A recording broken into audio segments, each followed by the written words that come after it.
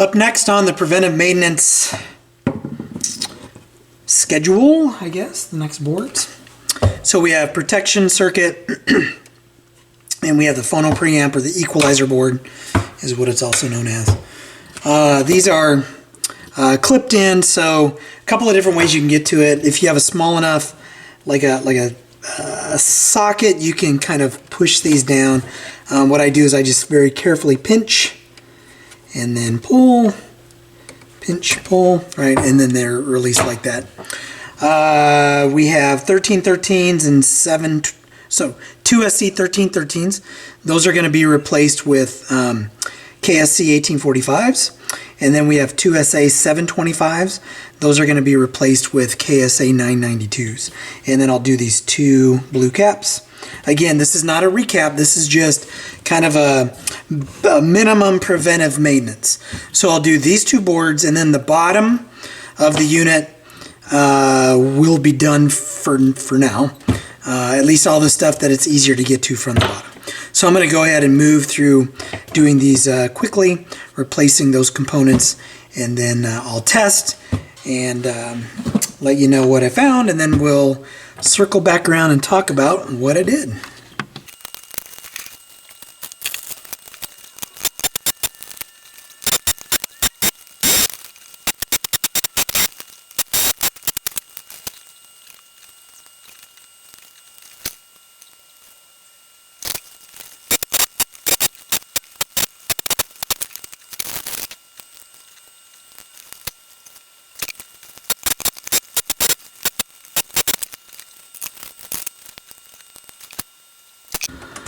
Okie dokie. So one thing I like to do is, as I'm clipping these off, before I button this back up, I want to just give a real quick visual inspection or check to, the solder joints, make sure everything looks good, everything does, and then look at the orientation, right? So all of these transistors flat side is that direction. All of these transistors flat side is that direction. These two caps negative to the inside. So everything should be put back in the right orientation. So what I will do is I'm going to flip this over. Actually, I'm going to flip this over and check this board first. So flip this over. Well, I don't need to flip it over, but I'm going to test the phono, the equalizer board, make sure that it works.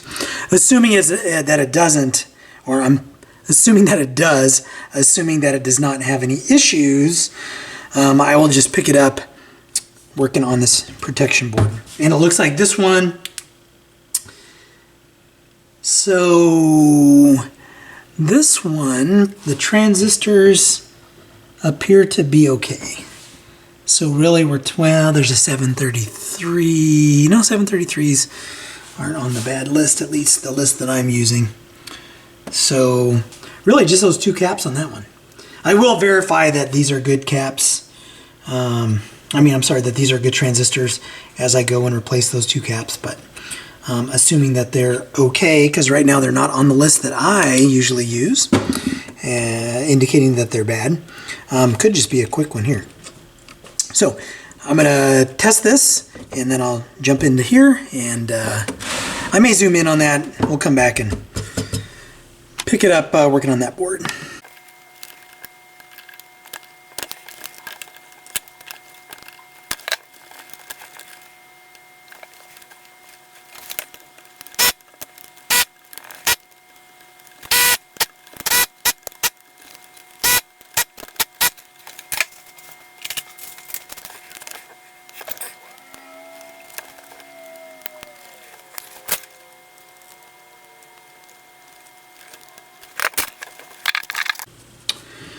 Alright, so those two caps have been replaced.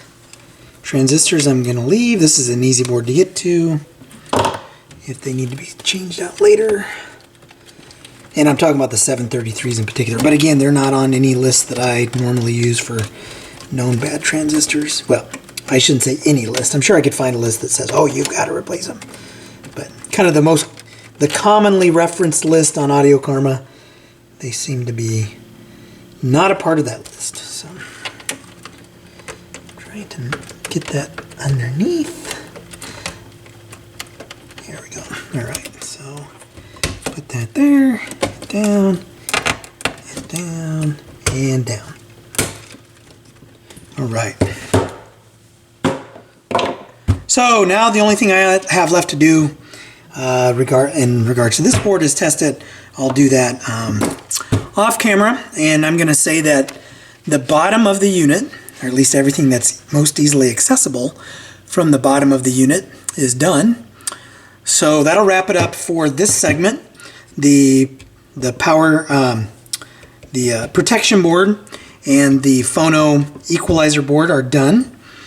And we will pick it up on the other side. I think we just have the amp board to do. And then we'll talk about why I'm not going to do the FM section. So, as always, if you like what you see, hit like, hit subscribe, and I will catch you in the next video.